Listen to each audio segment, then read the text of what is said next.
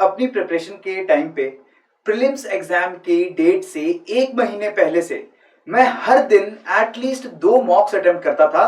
किसी किसी दिन तो मैं 3 मॉक्स भी अटेम्प्ट करता था।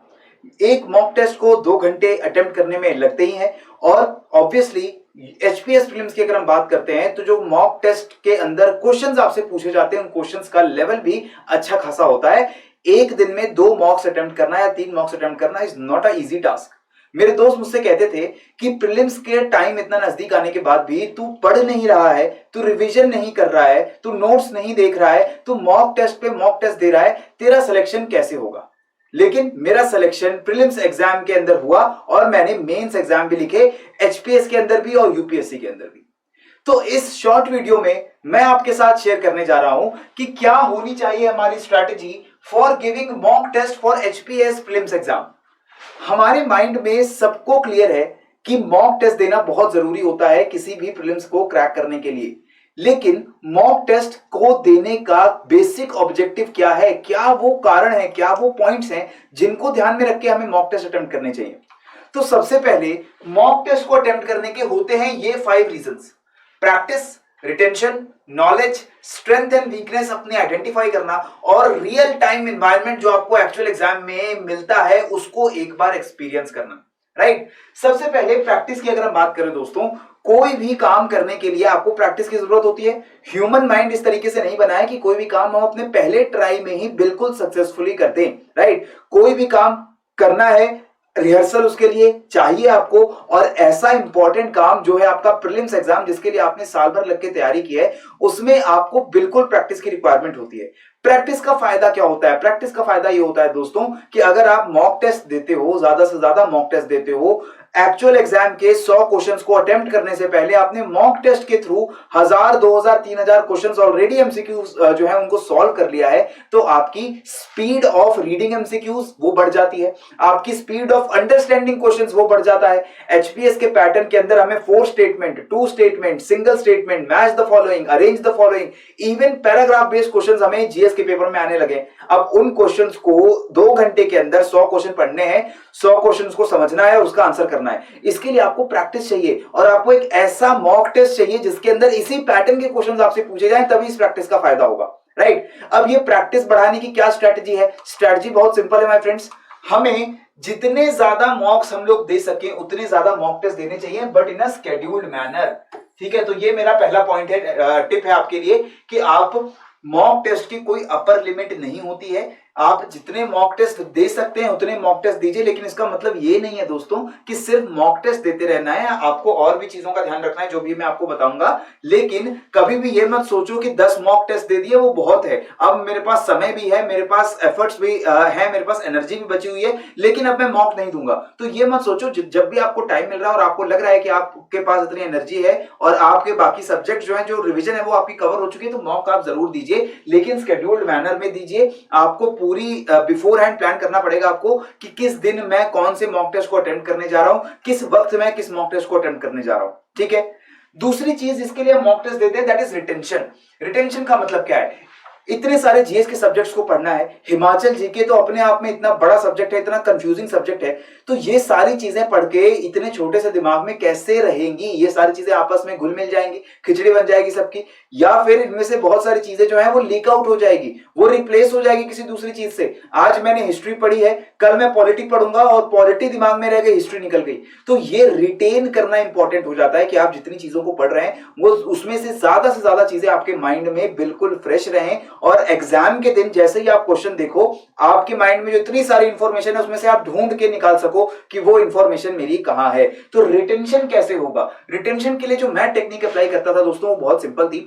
मॉक टेस्ट दे रहे हैं हम, मॉक टेस्ट में हम फुल लेंथ टेस्ट भी देते हैं, सीसेट के मॉक टेस्ट भी देते हैं, इसके अलावा जो हमारे जीएस के चैप्टर वाइज या सब्जेक्ट वाइज जो आपके टेस्ट होते हैं, सेक्शनल टेस्ट होते हैं, उसको भी हम अटेम्प्ट करते हैं। तो जब भी जैसे हिस्ट्री मुझे पता है कि मेरा सब्जेक्ट इतना स्ट्रांग नहीं है, तो मैंने हिस्ट्री के जब मॉक टेस्ट दिए उसमें जो क्वेश्चंस मैंने देखे, उस क्वेश्चन का जो मैंने आंसर किया, अगर वो आंसर गलत है और वो इसलिए गलत है क्योंकि मुझे करेक्ट आंसर या तो पता ही नहीं था या फिर मैंने कंफ्यूज होकर गलत आंसर लगा दिया है। तो जब मैं सॉल्यूशन पढ़ूंगा उस मॉक टेस्ट के, उस सॉल्यूशन के अंदर मैं देखूंगा कि मैंने जो सोचा था, मैंने जो थी चीज मिस की थी, वो चीज एक्चुअली क्या है। और एक बार जो चीज आपने गलत कर दी है, जो आप जिस चीज को एक बार आप कंफ्यूज हो चुके हो, उसको उसी वक्त आप रेक्टिफाई कर लो, उसी वक्त सही चीज क्या थी वो आप जान जाओ, तो उसको भूलने के जो चांस है वो बहुत ज्यादा कम हो जाते हैं। अगर मुझे पता चल गया है कि आर्टिकल 14 के ऊपर क्वेश्चन आया था और मैंने उसके अंदर लगा के आया कि आर्टिकल 14 का मतलब होता है राइट टू लाइफ, लेकिन वो आंसर मेरा गलत हो गया,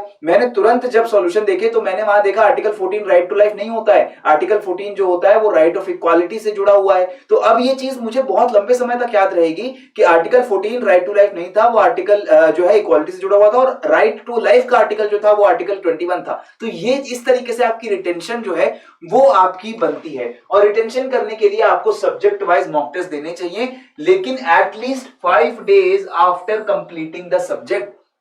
जो भी सब्जेक्ट की रिवीजन आप कर रहे हो, जब वो सब्जेक्ट की रिवीजन एक बार कंप्लीट हो जाती है तो कुछ गैप देकर वो सब्जेक्ट वाइज मॉक टेस्ट अगर आप दोगे तो आपको ज्यादा फायदा होगा। ज्यादा फायदा क्यों होगा? क्योंकि आप चेक कर पाओगे कि इस 5 दिन के गैप के अंदर मैंने कुछ चीजें मिस तो नहीं कर दी, कुछ चीजें मेरे माइंड से स्लिप ऑफ तो नहीं हो गई। और अगर वो चीजें आपके माइंड से स्लिप ऑफ हो गई थी तो जब दोबारा वो मॉक टेस्ट आप दोगे, उसके अंदर सॉल्यूशन जब आप पढ़ोगे तो ऑटोमेटिकली वो चीजें आपके माइंड में रिफ्रेश हो जाएंगी and you will be able to retain it for a very long time. Next, third point जिसके लिए मॉक टेस्ट दिया जाता है वो होती है नॉलेज। नॉलेज का मतलब है द कंटेंट जो आपको एग्जाम के अंदर चाहिए होता है। मॉक टेस्ट सिर्फ प्रैक्टिस करने का या मेमोरी को इंप्रूव करने का ही तरीका नहीं है।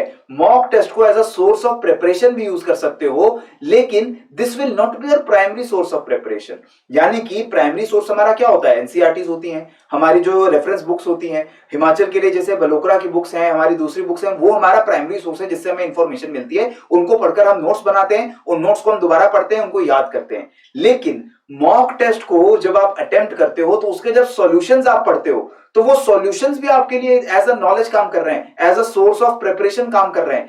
अगेन अपना अगर मैं पर्सनल आपको एग्जांपल दूं तो जैसा मैंने आपको बताया, history is not my strong subject, और इसमें भी खास तौर पर जो मेडिवल हिस्ट्री वाला पार्ट होता है वो तो मेरा बहुत वीक रहता है। इसमें भी मुझे डेट्स को याद करने में बहुत दिक्कत आती है, उसमें मैं कंफ्यूज हो जाता हूं। मुझे क्रोनोलॉजी जो अलग अलग इवेंट्स हैं उसको याद करने में दिक्कत आती है। तो जब मैंने हिस्ट्री की प्रिपरेशन की, मैंने एनसीईआरटीज पढ़ी, मैंने विपिन चंद्रा बुक पढ़ी, मैंने ये सारी बुक्स को पढ़ने के बाद जब मॉक टेस्ट अटेम्प्ट किए तो मॉक टेस्ट के थ्रू एक एक करके क्वेश्चन सॉल्व कर रहा हूं, उनके सॉल्यूशंस पढ़ रहा हूं, और वहां उन सॉल्यूशंस में मुझे कहानी जो है वो ज्यादा क्लियर हो रही है।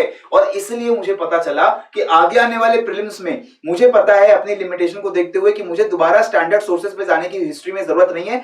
मुझे सिर्फ हिस्ट्री के सेक्शनल मॉक टेस्ट अगर मैं अटेम्प्ट कर देता हूं, सब्जेक्ट वाइज मॉक में अटेम्प्ट कर देता हूं, 100 क्वेश्चन के 100 सॉल्यूशन अगर मैं पढ़ लेता हूं और ऐसे में 3-4 टेस्ट दे दूंगा तो 300-400 हिस्ट्री के questions if I attempt and read their solutions, तो वो इंफॉर्मेशन ही मेरे लिए काफी हो जाएगी एटलीस्ट प्रीलिम्स में 1 या 2 हिस्ट्री के क्वेश्चन सॉल्व करने के लिए, right. So again remember, you cannot use mock test and their solution as the primary source of preparation, लेकिन yes you can use them as a source of preparation especially after revision। और इसलिए ये भी जरूरी है कि जो भी मॉक टेस्ट आप लोग दे रहे हैं वो रिलायबल मॉक टेस्ट हो, किसी अच्छे इंस्टीट्यूट या अच्छे टीचर के द्वारा प्रिपेयर किया गया हो, और जो सॉल्यूशंस हो उसके कॉम्प्रिहेंसिव हो, उन सॉल्यूशंस के अंदर कोई गलत इंफॉर्मेशन जो है वो आपको ना मिले ताकि आप लास्ट मोमेंट पे कंफ्यूज ना हो जाए, राइट।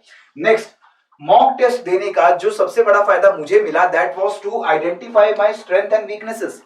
मेरे स्ट्रॉन्ग सब्जेक्ट्स कौन से हैं, किन सब्जेक्ट्स के क्वेश्चंस प्रीलिम्स के अंदर मेरे से लगभग सही ही होते हैं, कौन से ऐसे सब्जेक्ट्स के क्वेश्चंस हैं जिनको प्रीलिम्स में अटेम्प्ट करते वक्त मेरे से गलतियां होती हैं या मुझे वो क्वेश्चंस की हवा भी नहीं लगती, मुझे पता ही नहीं चलता कि ये क्वेश्चन किस पार्ट ऑफ द सिलेबस से निकल कर आया है, राइट।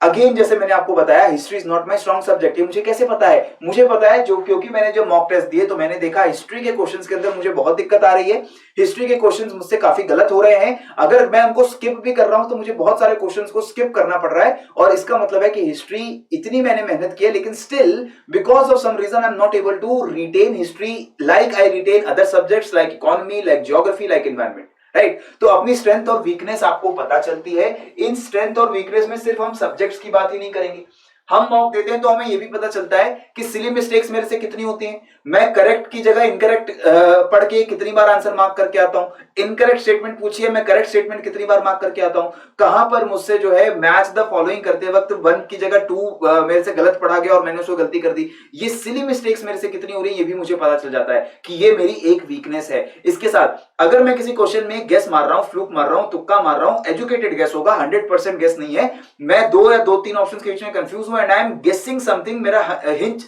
मुझे कह रहा है कि ये पर्टिकुलर जो है आंसर होना चाहिए इस क्वेश्चन का, अब वो मेरा जो हंच है वो सही हो रहा है गलत हो रहा है, मेरी इंस्टिंक्ट सही हो रही है गलत हो रही है, ये भी मुझे मॉक में पता लगता है कि ज्यादातर क्वेश्चंस को जिसको मैं मन की आवाज सुन के मार्क करता हूं वो गलत हो जाते हैं, इसका मतलब मेरे पास गेस करने का जो कैपेबिलिटी है वो उतना अच्छा नहीं है और मुझे ये मेरी वीकनेस को यूज नहीं करना है एग्जाम के अंदर, मुझे फालतू के गेस नहीं मारना है, नेगेटिव मार्किंग नहीं लेनी है। Again so strength and weakness आप आइडेंटिफाई कर सकते हो, अपने मॉक टेस्ट को प्रॉपरली एनालाइज करोगे, आप देखोगे पर सब्जेक्ट कितने क्वेश्चन जो आपने अटेम्प्ट किए उसमें से सही हो रहे हैं, कितने क्वेश्चंस आपने तुक्का मारा था, आपने एजुकेटेड गेस लिया था वो सही हुए हैं या वो गलत हुए हैं, और कितने क्वेश्चन आपके रॉन्ग हुए या आपको मिस करने पड़े, स्किप करने पड़े बिकॉज उनका आंसर आपको नहीं पता था, ये एनालिसिस आपको करनी पड़ेगी। इसके बाद बात आती है रियल टाइम एग्जाम एनवायरनमेंट का स्टिमुलेशन मिलता है आपको मॉक टेस्ट में, 2 घंटे का मॉक टेस्ट है उसको 2 घंटे में ही देना है, ये नहीं है कि मॉक टेस्ट मैंने अब अटेम्प्ट करने में बैठ गया हूं, मैंने 10 15 20 क्वेश्चन कर लिया, उसके बाद मुझे प्यास लग रही है मैं उठ के पानी लेने जा रहा हूं, उसके बाद मुझे भूख लग रही है चलो मैगी बना लेते हैं, उसके बाद दोस्त का फोन आ गया, दोस्त से 1 घंटा बात हो रही है, मॉक टेस्ट कहां जा रहा है उसको तो मैं बाद में अटेम्प्ट कर लूंगा,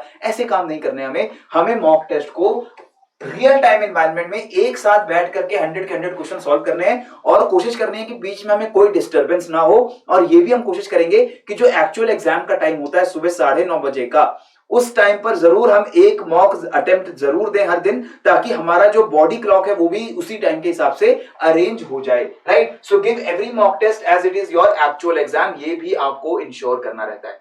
क्लियर है दोस्तों? सो ये सारी स्ट्रैटेजी और ये सारे ऑब्जेक्टिव्स रहते हैं हमारे मॉक टेस्ट के। इसको एनालाइज करने का क्या तरीका है? सबसे पहले तो टाइम मैनेजमेंट, टाइम कितना लग रहा है आपको मॉक टेस्ट अटेम्प्ट करने में, सब्जेक्ट में भी आपको देखना पड़ेगा कि किस सब्जेक्ट के मॉक टेस्ट को अटेम्प्ट करने में, 100 क्वेश्चंस को अटेम्प्ट करने में आपको ज्यादा समय लग रहा है। क्या आपको सीसेट के अंदर मैथ्स के क्वेश्चंस को और कॉम्प्रिहेंशन को पढ़ने में या सॉल्व करने में ज्यादा टाइम लग रहा है? टाइम मैनेजमेंट बहुत ज्यादा इंपॉर्टेंट है, कितना टाइम पर क्वेश्चन आप दे पा रहे हो, कितना टाइम 2 घंटे से पहले आपने मॉक टेस्ट को ओवर कर दिया है, फिनिश कर दिया है, ये सारी चीजें एनालाइज करके you will get to know कि आपको स्पीड बढ़ाने की जरूरत है क्या आपको स्पीड स्लो डाउन करने की जरूरत है क्या, कि आप सिली मिस्टेक ज्यादा कर लोगे, थोड़ा सा धीरे धीरे भी क्वेश्चन को आप पढ़ सकते हो, 1.5 घंटे पहले मॉक टेस्ट खत्म करके कोई फायदा नहीं है, राइट। तो टाइम मैनेजमेंट आपको देखना है अपने टेस्ट का कितना मिल रहा है आपको।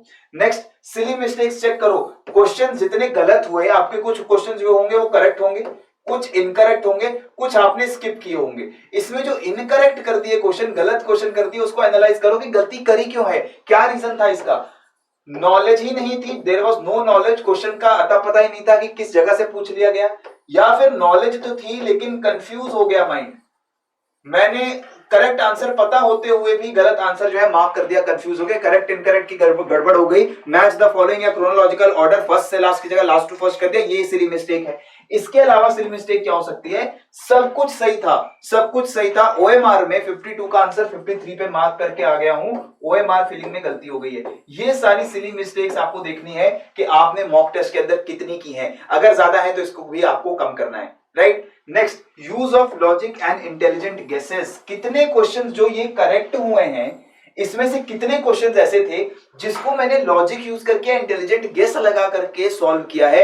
मेरे को एग्जैक्ट आंसर 100% पता नहीं था, लेकिन मैंने कुछ वहां पर अपना लॉजिक लगाया, कॉमन सेंस लगाया, कुछ मैंने एजुकेटेड गेस लिया और मेरा आंसर जो है वहां पर आ गया। ऐसे कितने क्वेश्चंस मेरे करेक्ट हो रहे हैं, ये अगर आपको पता चल जाएगा तब आप डिसाइड कर सकते हो कि एक्चुअल एग्जाम में ये रिस्क आपको लेना है या नहीं लेना है। जैसे पर्सनली फॉर मी, मेरे साथ कुछ सब्जेक्ट्स के क्वेश्चन लॉजिक से सॉल्व हो जाएंगे, इंटेलिजेंट गेस से सॉल्व हो जाएंगे, लेकिन still I commit a lot of mistakes. अगर मैं अपने हंच पे, अपने इंस्टिंक्ट्स पे जाने की कोशिश करता हूं तो उसको मैं एग्जाम में अवॉइड करने की कोशिश करता हूं।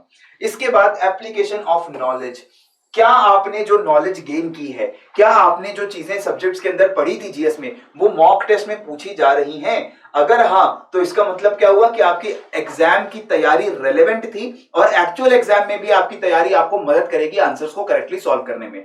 लेकिन आपने पढ़ा जो था वो आ ही नहीं रहा है मॉक टेस्ट में, सेक्शनल टेस्ट में मैंने जो भी ज्योग्राफी पढ़ी थी वो ज्योग्राफी तो पूछी ही नहीं जा रही है मॉक टेस्ट में, तो इसका मतलब या तो आपकी प्रिपरेशन सही नहीं है या फिर वो मॉक टेस्ट जो आपने लिया है वो मॉक टेस्ट सही जगह से प्रिपेयर नहीं हुआ है, उसमें सिलेबस का ध्यान नहीं रखा गया है। तो अपनी नॉलेज के एप्लीकेशन को भी आप एनालाइज करेंगे कि कितनी जो मेरी पढ़ी हुई नॉलेज है वो मेरे मॉक टेस्ट के अंदर टेस्ट हो रही है।